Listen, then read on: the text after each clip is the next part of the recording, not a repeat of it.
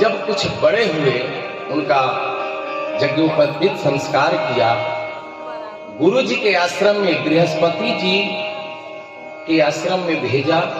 बहुत कम समय में समस्त विद्याओं को प्राप्त करके जब सुखदेव जी लौट करके आए, तब वेद व्यास जी उनको अपने पास बैठाए और बैठा करके बोले कि बेटा, सभी पिता की इच्छा होती है कि उसका पुत्र विवाह करे, अपना संसार परिवार बसावे और अंत में उस पिता की गति प्रदान करे। तो मेरी ऐसी इच्छा है कि तुम विवाह करो। सुखदेव जी को कहते हैं तुम विवाह करो और मेरी आज्ञा का पालन करो, अब तुम नौजवान हो गए। यहाँ पर सुखदेव जी बड़ा ही एक सुंदर बात अपने पिताजी से कहते हैं। अब देखिए, यहाँ पर वेद व्यास जी महाराज सुखदेव जी को अपने बेटे को विवाह करने के लिए दबाव दे रहे हैं कि तुम विवाह करो, और इधर सुखदेव जी परमहंस वो कहते हैं कि पिताजी, आप कह रहे हैं बात ठीक है, लेकिन मैं जानता हूं ये संसार है ना, ये सब दुखों का घर है। एक बात हमको बताइए कि इस संसार में जिसने भी विवाह किया, परिवार बसाया, वो कौन आज तक सुखी हुआ? हमको एक का भी उदाहरण आप दीजिए।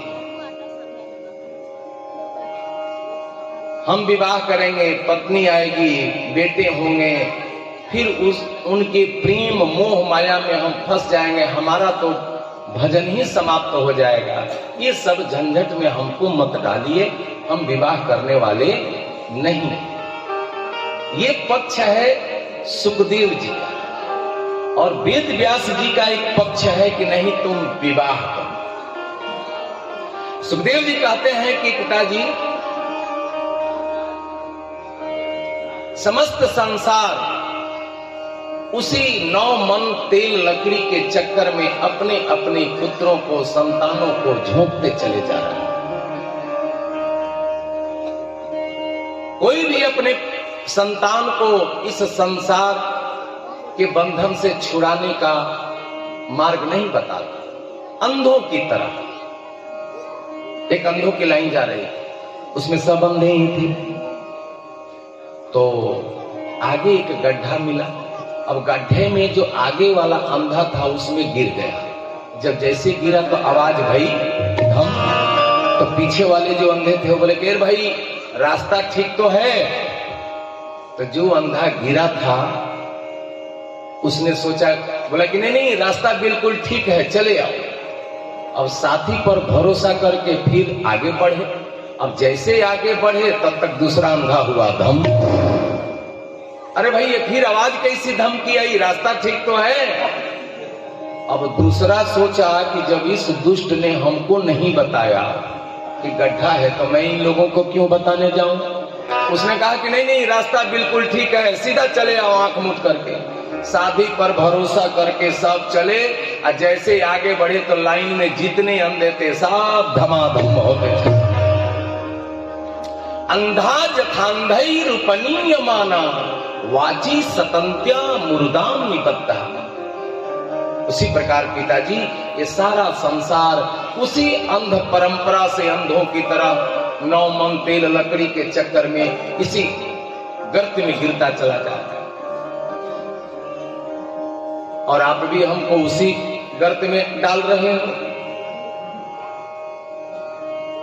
कहां संसार में सुख है? संसार का जो भी पिताजी ये सुख दिखाई पड़ रहा है, वह केवल एक दिखावा है, वह सुख नहीं है। सुख तो केवल परमात्मा के चरणों में है। जो भगवान का भजन करता है, सदा उनके शरण में रहता है, वही सदा सुखी होता है। बाकी तो सब के सब दुखी। परिवार में हमेशा लगा रहता है कि कोई तन दुखी, कोई मन दुखी, कोई धन बिन रहते उदास। धनवान भी दुखी है, जिसको खूब भगवान ने धन दौलत दिया है वो भी दुखी है, और जिसको धन दौलत भगवान ने नहीं दिया वो भी दुखी है। सुखी तो कोई मुझको नहीं दिखाई देता संसार में। गरीब दुखी है कि उसको भोजन खाने को नहीं मिलता, ठीक से 2 वक्त की रोटी उसको नहीं मिलती, वो इसलिए दुखी है कि खाने को नहीं मिलता, तो गरीब दुखी है। धनवान दुखी है कि सब कुछ है पर खाया ही नहीं जाता। सब इकट्ठा किया कमा कमा करके, और जब खाने का समय आया तो डायबिटीज हो गई, डॉक्टरों ने कह दिया कि दाल का पानी पियो। कहां कोई सुखी? कोई तन दुखी, कोई धन दुखी, कोई तन दुखी, कोई मन दुखी, कोई धन बिन रहते उदास। थोड़े थोड़े सब दुखी, सुखी राम के दास। सब संसार, जो पिताजी आप जो संसार बसाने को कह रहे हो, मैं संसार के बारे में जानता हूं कि जो संसार का जो सुख है वह केवल एक दिखावा है, लेकिन सुख है नहीं। कैसे? सुखदेव जी कहते हैं कि ऐसे देखिए, एक व्यक्ति था, अपने बेटा से बोला कि बेटा जाओ और बाजार से आम खरीद के लाओ, आम का सीजन है, खाएंगे। 100 रुपये का नोट दिया, लड़का बाजार में गया, जाकर के दुकानदार से बोला कि भैया हमको 100 का आम दे दो। उसने आम दे दिया, लड़का लेकर के चला आया।